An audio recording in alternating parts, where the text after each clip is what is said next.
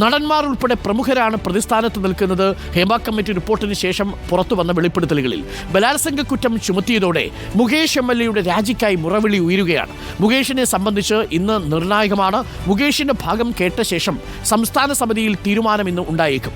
കൊല്ലത്ത് നിന്നുള്ള നേതാക്കളുടെ അഭിപ്രായം കൂടി കേൾക്കും. അങ്ങനെയാണെങ്കിൽ വലിയ സാധ്യതയില്ല. കാരണം MLAയും കൊല്ലത്തെ ജില്ലാ കമ്മിറ്റിയും തമ്മിൽ അത്ര നല്ല രസത്തിലല്ല. അതേസമയം മുകേഷ്, സിദ്ദിഖ് തുടങ്ങിയവരെ ഉടൻ ചോദ്യം ചെയ്തേക്കുമെന്ന സൂചനയുമുണ്ട്.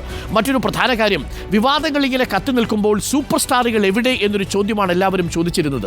പ്രത്യേകിച്ച് നമ്മുടെ മോഹൻലാൽ ഇന്ന് തിരുവനന്തപുരത്തുണ്ട്. 3 പരിപാടികളുണ്ട് അദ്ദേഹത്തിന്. മാധ്യമങ്ങളെ കാണുന്ന മോഹൻലാൽ എന്താകും പറയുന്നതാണ് എന്നതാണ് ആകാംക്ഷ.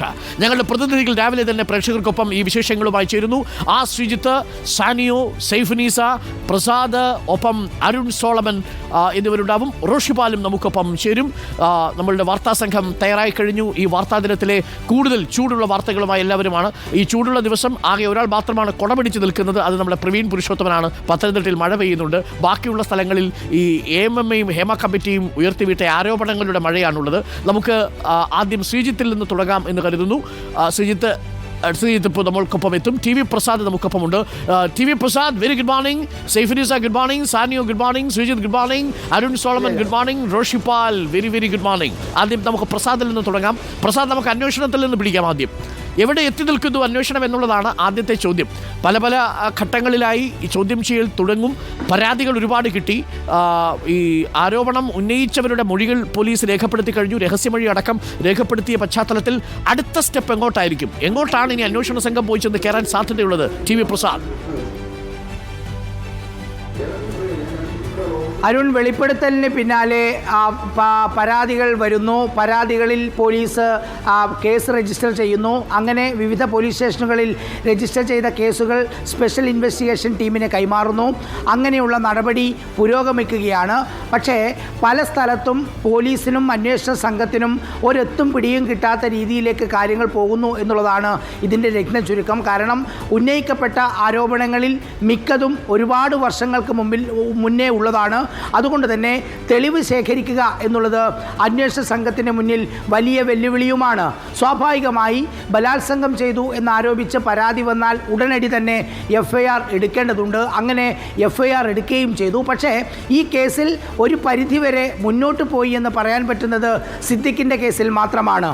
സിദ്ദിഖിനെതിരെ കേസെടുത്തതിന് പിന്നാലെ തന്നെ പോലീസിൻ്റെ നേതൃത്വത്തിൽ ഇവിടെ തിരുവനന്തപുരത്ത് അന്വേഷണം ശക്തമാക്കി. അന്ന് തിരുവനന്തപുരത്ത് നിന്ന് യുവനടി പറഞ്ഞത് 2016 ജനുവരിയിലോ ഫെബ്രുവരിയിലോ മസ്കറ്റ് ഹോട്ടലിലേക്ക് വിളിച്ചു വരുത്തി സിദ്ദിഖ് തന്നെ പീഡിപ്പിച്ചിരുന്നു എന്നാണ്. നിള ഹോട്ടലിൽ സിനിമയുടെ പ്രിവ്യൂ ഉള്ള ദിവസമാണ് സംഭവമെന്ന് യുവനടി പറയുകയുണ്ടായി. അതിൻ്റെ അടിസ്ഥാനത്തിലാണ് പോലീസ് അന്വേഷണം തുടങ്ങിയത്. അങ്ങനെ നിളയിൽ പ്രിവ്യൂ നടന്ന തീയതിയിലേക്കെത്തി. അത് 2016 ജനുവരി 28 പോലീസ് കണ്ടെത്തി. ആ ദിവസത്തെ മസ്കറ്റ് ഹോട്ടലിലെ രജിസ്റ്റർ പരിശോധിക്കുമ്പോൾ, രേഖകൾ പരിശോധിക്കുമ്പോൾ സിദ്ദിഖ് അവിടെ താമസിച്ചിട്ടുണ്ട് എന്നതിൻ്റെ തെളിവ് കിട്ടി. അതായത് ഈ പറയുന്ന നടി ആരോപിക്കുന്ന ദിവസം എന്നുള്ളത് 2016 ജനുവരി 28 ആണ് എന്ന സ്ഥിരീകരണത്തിലേക്കെത്തി. അവിടുന്ന് അങ്ങോട്ടേക്ക് മുന്നോട്ട് പോകണമെങ്കിൽ പ്രധാനമായും വേണ്ടത് 2 എവിഡൻസുകളാണ് സാധാരണഗതിയിൽ അന്വേഷണ സംഘം ഉപയോഗിക്കുക. അതിലൊന്ന് ഫോൺ വിളി വിശദാംശങ്ങളാണ്. കോൾ ഡീറ്റെയിൽ റെക്കോർഡ് എന്നറിയപ്പെടുന്ന CDR. സാധാരണഗതിയിൽ നിലവിലെ നിയമമനുസരിച്ച് ടെലികോം സർവീസ് ദാതാക്കൾക്ക് 2 വർഷം വരെ മാത്രമേ അത് സൂക്ഷിച്ചു വയ്ക്കേണ്ടതുള്ളൂ. CDR കിട്ടുകയാണെങ്കിൽ ഈ പറയുന്ന ആളുകളുടെ ലൊക്കേഷൻ, അവർ ആരെ വിളിച്ചു, എപ്പോൾ വിളിച്ചു, വിളിച്ച സമയം, അതുപോലെ തന്നെ അയച്ച ടെക്സ്റ്റ് മെസ്സേജ് ആണെങ്കിൽ അത്, ഇത്തരം വിവരങ്ങളെല്ലാം അടങ്ങിയതാണ് ഈ CDR. ഈ കേസുകളിൽ ഇപ്പോൾ ഉന്നയിക്കപ്പെട്ട ആരോപണങ്ങളിൽ ഒന്നും CDR കിട്ടാനുള്ള ഒരു സാധ്യതയില്ല. ഞാൻ സിദ്ദിഖിൻ്റെ കേസ് വെച്ച് സ്പെസിഫിക്കായി പറയുകയാണ്. മറ്റ് കേസുകളിലും ഇത് ബാധകമാണ് എന്നുള്ളതാണ് അരുൺ. അതോടൊപ്പം തന്നെ ഏറ്റവും പ്രധാനം, പോലീസ് സാധാരണ ഉപയോഗിക്കുന്നത് CCTVകളെയാണ്.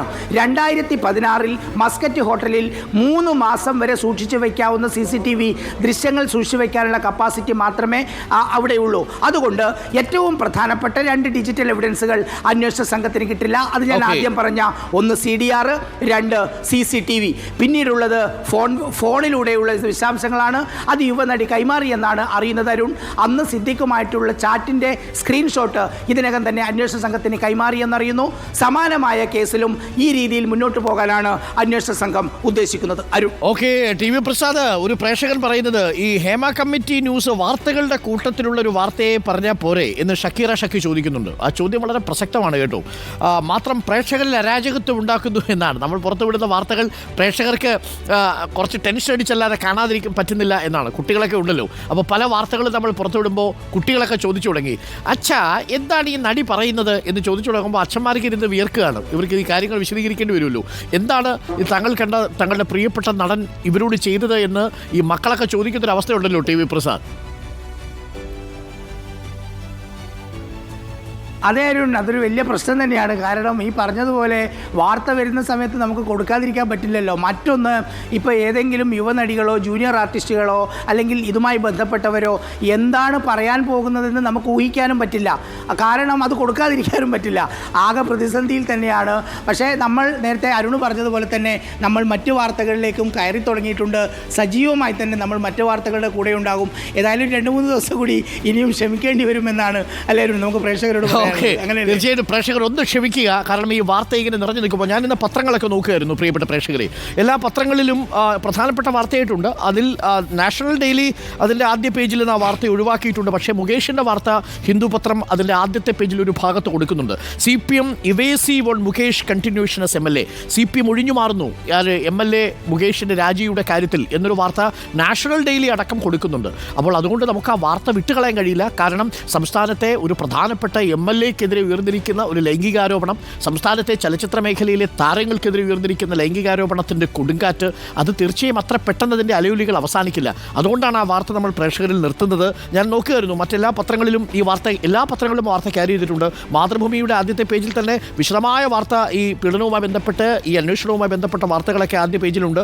അന്വേഷണത്തിന് മൂർച്ച കൂട്ടി എന്നാണ് പത്രത്തിൻ്റെ ആദ്യ പേജിൽ തന്നെ പറയുന്നത്. മുകേഷിൻ്റെ രാജി ഉണ്ടാവില്ല, രഞ്ജിത്തിൻ്റെ പേരിൽ പ്രകൃതി വിരുദ്ധ പീഡനത്തിന് കേസ്, ജയസൂര്യയുടെ പേരിൽ കേസ് കൂടി, ആഷിഖ് അബു FKയിൽ രാജിവെച്ചു. പത്രങ്ങളിലും ഈ പ്രധാനപ്പെട്ട വാർത്തകളെല്ലാം ഉണ്ട്. അതിലേക്ക് ഒരു സന്തോഷ വാർത്തയും കൂടി ഞാൻ പറയാം. സാനിയിലേക്ക് പോകുന്നതിന് മുൻപ് നമ്മളുടെ അർജുൻ്റെ ഭാര്യ കൃഷ്ണപ്രിയയ്ക്ക് ജോലി ലഭിച്ചിട്ടുണ്ട് കേട്ടോ. നമ്മൾ ആ വാർത്ത റിപ്പോർട്ടർ TV ആണ് പ്രേക്ഷകരിലേക്ക് എത്തിച്ചത്. റിപ്പോർട്ടർ TV ആണ് അർജുൻ്റെ ഭാര്യയ്ക്ക് ഒരു ജോലി ആവശ്യമുണ്ട് എന്ന നാട്ടുകാരുടെ ആവശ്യം, അവരുടെ ആവശ്യമായിരുന്നില്ല. അവരെങ്ങനെ ഒന്നും നമ്മളോട് പറഞ്ഞിരുന്നില്ല. സാമ്പത്തികാവസ്ഥ വളരെ ബുദ്ധിമുട്ടാണെന്ന് മാത്രമേ നമ്മളെ അറിയിച്ചിരുന്നുള്ളൂ. പക്ഷേ ആ ജോലി അവരാവശ്യപ്പെടാതെ തന്നെ നാട്ടുകാരുടെയും റിപ്പോർട്ടർ TVയുടെയും ഒക്കെ അഭ്യർത്ഥന മാനിച്ച് ജോലി കൊടുത്തിട്ടുണ്ട് സഹകരണ വകുപ്പിൽ എന്നുള്ളതാണ്. അത് ഉത്തരവ് ഇന്നലെ ഇറങ്ങി എന്നത് നമ്മൾ ഇന്നലെ പ്രേക്ഷകരിലേക്ക് എത്തിച്ച വാർത്തയാണ്. ഈ ജോലി കിട്ടിയപ്പോൾ ഇന്നലെയാണ് ഉത്തരവ് ഇറങ്ങിയത്. കോഴിക്കോട് വേങ്ങേരി സർവീസ് സഹകരണ ബാങ്കിൽ ജൂനിയർ ക്ലർക്കായിട്ടാണ് അർജുൻ്റെ ഭാര്യ കൃഷ്ണപ്രിയ ജോലിയിൽ പ്രവേശിക്കാൻ പോകുന്നത്. അർജുൻ എവിടെ എന്ന വലിയ ചോദ്യത്തിന് മുന്നിലും ആ കുടുംബത്തിനൊരു വലിയ ആശ്വാസമായി മാറുന്നു. അതിന് പങ്കാളിയാകാൻ കഴിഞ്ഞതിലുള്ള സന്തോഷവും റിപ്പോർട്ടർ TVയുമായി ഞാൻ ഒന്ന് പങ്കിടട്ടെ. പ്രിയപ്പെട്ടവരെ, നമുക്കിനി വീണ്ടും തിരിച്ച് ഇന്നത്തെ പ്രതിഷേധങ്ങളിലേക്ക് കൂടി ഇത് പോകണം. സാനിയോ മനോമി നമുക്കൊപ്പം ചേരുന്നുണ്ട്. Sanio മനോമി, very good morning.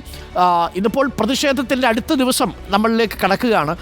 കനത്ത മഴയുണ്ട്, അതുകൊണ്ട് തന്നെ പ്രതിഷേധം തടുക്കാനുള്ള സാധ്യതയുണ്ടോ? മാത്രവുമല്ല ഈ വിഷയത്തിലൊക്കെ പലർക്കും പല നിലപാടുകളായി നിൽക്കുന്നു. ഇങ്ങനെ ചിതറിപ്പോകുന്നുണ്ടോ എന്നൊരു സംശയം പല നേതാക്കളും ഇന്നലെ പ്രകടിപ്പിച്ചു. അങ്ങോട്ട് മുകേഷിൻ്റെ രാജിക്ക് വേണ്ടി ഒരുമിച്ച് ഫോക്കസ്ഡ് ആയിട്ടുള്ളൊരു പ്രതിഷേധത്തിന് ഇനിയും പാർട്ടികൾ തയ്യാറായിട്ടില്ല. അവിടെയും ഇവിടെയും ചില പ്രതിഷേധം, ചന്നം പിന്നം പ്രതിഷേധം എന്ന അവസ്ഥയിലാണ്. ഇന്നിപ്പോൾ പ്രതിഷേധത്തിന് മൂർച്ച കൂടുമോ അതോ പതിവ് പോലെയുള്ള പ്രതിഷേധ കാഴ്ചകളായിരിക്കുമോ സാനിയോ? ഇന്നിപ്പോൾ പ്രതിഷേധത്തിന് അല്പം മൂർച്ച കൂടുമെന്ന് തന്നെയാണ് നമ്മൾ പ്രതീക്ഷിക്കുന്നത്. കാരണം യൂത്ത് കോൺഗ്രസ് ആണ് ഇന്ന് പ്രതിഷേധത്തിൻ്റെ മുൻപിലേക്ക് വരുന്നത്. കൊല്ലം മുകേഷ് MLAയുടെ കൊല്ലത്തെ ഓഫീസിലേക്കാണ് യൂത്ത് കോൺഗ്രസ് ഇന്ന് പ്രതിഷേധവുമായി വരുന്നത്. കാരണം അവർക്കൊരു പ്രസ്റ്റീജ് ഇഷ്യൂ ഉള്ളത് എന്ന് വെച്ചാൽ അവരുടെ സംസ്ഥാന അധ്യക്ഷൻ രാഹുൽ മാങ്കൂട്ടത്തിൽ തന്നെ ഉദ്ഘാടനം ചെയ്യുന്ന ഒരു പരിപാടി. അതുകൊണ്ട് തന്നെ അത് വിജയിപ്പിക്കുക സ്വാഭാവികമായും യൂത്ത് കോൺഗ്രസിൻ്റെ ഒരു ലക്ഷ്യം തന്നെയായിരിക്കും. ഇന്നലെയും നല്ല മഴയുണ്ടായിരുന്നു. മഴയത്ത് കോരിച്ചൊരിയുന്ന മഴയത്ത് ബാരിക്കേഡൊക്കെ ചാടിക്കടന്ന ആളുകൾ മുകേഷ് MLAയുടെ ഓഫീസിലേക്ക് കടക്കുന്നത് നമ്മൾ ഇന്നലെ കണ്ടതാണ്. ഇന്ന് രാവിലെ മഴയുണ്ടായിരുന്നു, പക്ഷേ ഇപ്പോഴില്ല. ഇനി അല്പസമയത്തിനകം തന്നെ മഴ ഉണ്ടാകുമെന്നൊരു അറിയിപ്പ് കൂടിയുണ്ട്. കാരണം യെല്ലോ അലർട്ടൊക്കെ പ്രഖ്യാപിച്ചിട്ടുണ്ട്, മഴ ഉണ്ടാകാനുള്ള സാധ്യതയുണ്ട്. പക്ഷേ ആ മഴയും വകവയ്ക്കാതെ തന്നെയായിരിക്കും യൂത്ത് കോൺഗ്രസിൻ്റെ ഇന്നത്തെ പ്രതിഷേധം എന്നാണ് നമ്മൾ പ്രധാനമായും കരുതുന്നത്. ഇന്നലെ SDPIയുടെ കൊല്ലം മണ്ഡലം കമ്മിറ്റി, വിമൺ ജസ്റ്റിസ് മൂവ്മെൻറ്റിൻ്റെ മഹിളാ കമ്മിറ്റി ഇവരൊക്കെയായിരുന്നു ഇന്നലെ പ്രതിഷേധിച്ചതെങ്കിൽ ഇന്നത് യൂത്ത് കോൺഗ്രസിലേക്കൊക്കെ വരികയാണ്. ഏതായാലും അതിനുശേഷം തന്നെയായിരിക്കും യുവമോർച്ച അടക്കമുള്ള ആളുകൾ ഇന്നലെ ഇന്നലെ ഈ മുകേഷ് MLA തിരുവനന്തപുരത്തെ വീട്ടിലേക്കടക്കം പ്രതിഷേധം നടത്തുന്ന ഒരു കാഴ്ചയും ഉണ്ടായിരുന്നു. ഏതായാലും ഇന്നത്തെ പ്രതിഷേധം അല്പം ശക്തമായിരിക്കുമെന്ന് തന്നെയാണ് നമ്മൾ പ്രതീക്ഷിക്കുന്നത്. അരുൺ. ഓക്കെ സാനിയോ, പ്രതിഷേധങ്ങൾ ശക്തമാവട്ടെ, പ്രതികരണങ്ങൾ ഉണ്ടാവട്ടെ. പക്ഷേ ഈ വിഷയത്തിലാണ് എന്നുള്ളത് കൊണ്ടാണ് നമ്മൾക്കൊക്കെ ഒരു ആശങ്കയുണ്ടാവുന്നത്. നമുക്കിപ്പം പ്രവീൺ പുരുഷോത്തമൻ കൂടി ചേരുന്നുണ്ട്. പ്രവീൺ പുരുഷോത്തമൻ ഇപ്പോൾ നിൽക്കുന്നത് തിരുവനന്തപുരത്ത് മുകേഷിൻ്റെ വീട്ടിലാണ്. ഞാൻ പത്തനംതിട്ടയിലാണെന്ന് ധരിച്ചുപോയി പ്രവീൺ പുരുഷോത്തമൻ. അപ്പോൾ പ്രവീൺ, നല്ല മഴയുണ്ടെന്ന് തോന്നുന്നു ആ ഭാഗത്ത്. മുകേഷ് അവിടെ ഇല്ലല്ലോ. ഇന്നലെ എറണാകുളത്ത് പോയ മുകേഷ് തിരിച്ച് വീട്ടിലെത്തിയിട്ടുണ്ടോ? മുകേഷിൻ്റെ BMW കാറ് വീട്ടിൽ കാണാനുണ്ടോ Praveen Purushothaman? Good morning. Arun, good morning. അല്പസമയം മുമ്പ് ചെറിയൊരു ചാറ്റൽ മഴയുണ്ടായിരുന്നു തിരുവനന്തപുരത്ത്. ഇപ്പോൾ മഴയില്ല എന്ന് തന്നെ പറയാം. ഞാനിപ്പോൾ നിൽക്കുന്നത് മുകേഷിൻ്റെ തിരുവനന്തപുരത്തെ വീടിന് മുമ്പിലാണ്. എപ്പോഴും മുകേഷ് വീട്ടിലുണ്ടോ ഇല്ലയോ എന്ന് മാധ്യമപ്രവർത്തകർ ഉൾപ്പെടെ അറിയാൻ സാധിക്കുന്നത് അദ്ദേഹത്തിൻ്റെ ഒരു BMW കാറ് നോക്കിയിട്ടാണ്. ഇപ്പോൾ നമുക്ക് ദൃശ്യത്തിൽ കാണാം മുകേഷിൻ്റെ തിരുവനന്തപുരത്തെ വീടിൻ്റെ കാർ പോർച്ചിൽ ആ BMW കാർ കിടപ്പുണ്ട്. ഇന്നലെ അദ്ദേഹം അഭിഭാഷകരെ കാണാൻ കൊച്ചിയിലേക്ക് പോയത് ഈ കാറാണ്. സാധാരണഗതിയിൽ ദീർഘദൂര യാത്രകളിലാണ് മുകേഷ് ഈ BMW കാർ ഉപയോഗിക്കുക. അല്ലെങ്കിൽ അദ്ദേഹം ടൗണിനകത്ത് തന്നെയോ അല്ലെങ്കിൽ കൊല്ലത്തേക്കൊക്കെ പോകാനൊക്കെ ഇന്നോവ കാറാണ് സാധാരണഗതിയിൽ ഉപയോഗിക്കാറ്. അപ്പോൾ ഈ BMW കാർ ഈ പോർച്ചിനകത്ത് ഉള്ള സ്ഥിതിക്ക് നമുക്ക് ഉറപ്പിക്കാം മുകേഷ് ഈ വീട്ടിൽ തന്നെ ഉണ്ടെന്നുള്ളത്. മുകേഷിനെ സംബന്ധിച്ച് ഇനിയുള്ള ദിവസങ്ങൾ വളരെ നിർണായകമാണ്. ഇന്നലെയാണ് നടൻ മുകേഷ് കൊച്ചിയിലെത്തി അഭിഭാഷകൻ ജോ പോളിന് നിർണായകമായിട്ടുള്ള അദ്ദേഹത്തിൻ്റെ കൈവശമുള്ള തെളിവുകൾ കൈമാറിയത്. അത് ഡിജിറ്റൽ തെളിവുകളാണ്, പ്രധാനമായും സ്ക്രീൻഷോട്ടുകൾ, ഒപ്പം തന്നെ ഇമെയിൽ രേഖകൾ, അങ്ങനെയുള്ള ഇലക്ട്രോണിക് തെളിവുകളാണ് കേസ് പരിഗണിക്കുന്ന എറണാകുളം ജില്ലാ പ്രിൻസിപ്പൽ സെഷൻസ് കോടതിയിൽ അദ്ദേഹം ഹാജരാക്കാൻ പോകുന്നത്. സെപ്റ്റംബർ 2 കേസ് പരിഗണനയ്ക്ക് വരിക. മുകേഷിനെ സെപ്റ്റംബർ 3 വരെ അറസ്റ്റ് ചെയ്തതെന്നാണ് ജില്ലാ പ്രിൻസിപ്പൽ സെഷൻസ് കോടതി കഴിഞ്ഞ വ്യാഴാഴ്ച ഉത്തരവിട്ടത്. അന്വേഷണവുമായി സഹകരിക്കാൻ തയ്യാറാണെന്നാണ് മുകേഷിൻ്റെ അഭിഭാഷകൻ കഴിഞ്ഞ ദിവസം തന്നെ കോടതിയെ അറിയിച്ചിട്ടുണ്ട്. മുകേഷിനെ സംബന്ധിച്ച് അദ്ദേഹത്തിൻ്റെ ഈയൊരു ഇപ്പോൾ ഉയർന്ന ആരോപണങ്ങളിൽ ഇനിയുള്ള ദിവസങ്ങൾ നിർണായകമാണ് എന്നുള്ളതിൻ്റെ കാര്യങ്ങളാണ് ഞാനിപ്പോൾ പറഞ്ഞത്. മുകേഷ് നമുക്കറിയാം CPMൻ്റെ MLA കൂടിയാണ്. അപ്പോൾ മറ്റ് നടന്മാരിലേക്ക് വന്ന ആരോപണങ്ങളേക്കാൾ ഉപരി മുകേഷിനെ സംബന്ധിച്ച് ഒരു രാഷ്ട്രീയ വിഷയം കൂടിയാണ്. പ്രതിപക്ഷവും ഒപ്പം തന്നെ മറ്റുള്ള സംഘടനകളൊക്കെ ഏത് രീതിയിലാണ് പ്രതികരിക്കുക എന്നുള്ളതാണ് ഈ മുകേഷിൻ്റെ വിഷയത്തിൽ ഏവരും ഉറ്റുനോക്കുന്നത്. കഴിഞ്ഞ ദിവസം തന്നെ വലിയ പ്രതിഷേധങ്ങൾ നാം അദ്ദേഹത്തിൻ്റെ കൊല്ലത്തെ പ്രദേശത്തൊക്കെ നാം കണ്ടിരുന്നു. സ്വാഭാവികമായും ഇനിയുള്ള ദിവസങ്ങളിലും പ്രതിഷേധങ്ങളൊക്കെ ഉണ്ടാകാനുള്ള സാധ്യതയുണ്ട്. ഏതായാലും മുകേഷ് ഇപ്പോൾ കോടതിയെ വീട്ടിൽ തന്നെ ഉണ്ട് എന്ന് നമുക്ക് അനുമാനിക്കാം. അദ്ദേഹത്തിന്റെ കാർ BMW കാർ അവിടെ കിടപ്പുണ്ട്. ഈ പ്രവീൺ ആ BMW കാറിന്റെ കാര്യം പറഞ്ഞപ്പോൾ ഇന്നലെ ഒരു പ്രേക്ഷകൻ എനിക്ക് ഈ BMW കാറിന്റെ RC ഡീറ്റെയിൽസ് അയച്ചു തന്നു. അതിന്റെ നമ്മൾ ഇന്നലെ അദ്ദേഹത്തിന്റെ യാത്ര ചേസ് ചെയ്യുന്ന ഒരു ഘട്ടത്തിൽ ആ നമ്പർ നോക്കിയിട്ട് അയച്ചു തന്നിട്ട് പറഞ്ഞു ഈ കാറിന് പൊല്യൂഷൻ സർട്ടിഫിക്കറ്റ് ഉണ്ടോ എന്ന കാര്യത്തിൽ സംശയമുണ്ട്. കാരണം ഓഗസ്റ്റ് 7 വരെ അങ്ങാണ്ട് ഇതിന് പൊല്യൂഷൻ സർട്ടിഫിക്കറ്റ് ഉണ്ടായിരുന്നുള്ളൂ എന്നാണ്. പൊല്യൂഷൻ സർട്ടിഫിക്കറ്റ് ശ്രീ മുകേഷ് എടുത്തിട്ടുണ്ടാവും. ഈ വലിയ വിവാദങ്ങൾക്കിടയിലും പ്രിയപ്പെട്ട മുകേഷ് MLA അങ്ങയുടെ കാറിൻ്റെ പൊല്യൂഷൻ സർട്ടിഫിക്കറ്റ് അടയ്ക്കാൻ മറന്നുപോയിട്ടുണ്ടെങ്കിൽ എത്രയും പെട്ടെന്ന് അത് അടയ്ക്കണം. ഒരു പ്രേക്ഷകൻ അയച്ചു എന്നതാണ്. അതിന് ഓഗസ്റ്റ് 7 വരെ മാത്രമേ പൊല്യൂഷൻ സർട്ടിഫിക്കറ്റ് ഉള്ളൂ എന്നാണ്. മുഴുവൻ ജാതകവും ആൾക്കാർ എടുത്തുകൊണ്ട് വരുന്നുണ്ട് പ്രവീൺ. അതാണ് കൗതുകകരമായ ഒരു കാര്യം. അപ്പോൾ ഇത് നമ്മൾ മുകേഷോട് പറഞ്ഞെന്ന് മാത്രം. ഒന്ന് ആലോചിച്ച് നോക്കിയാൽ വിവാദത്തിൻ്റെ വലിയ പെരിച്ചുഴിയിൽ നിൽക്കുമ്പോഴാണ് പൊല്യൂഷൻ സർട്ടിഫിക്കറ്റ്. മൊത്തം പൊല്യൂഷനായ വാർത്തയാണ് പുറത്തു വന്നുകൊണ്ടിരിക്കുന്നത് അല്ലേ. എങ്കിലും മുകേഷിനത് തെളിയിക്കേണ്ട ധാർമ്മിക ബാധ്യതയുണ്ട് എന്ന് തന്നെയാണ് ഇന്നലെ ശ്രീമതി ടീച്ചറും പറഞ്ഞത്. ബൃന്ദ കാരാട്ടും ആ വിഷയത്തിൽ നിലപാടെടുത്തു.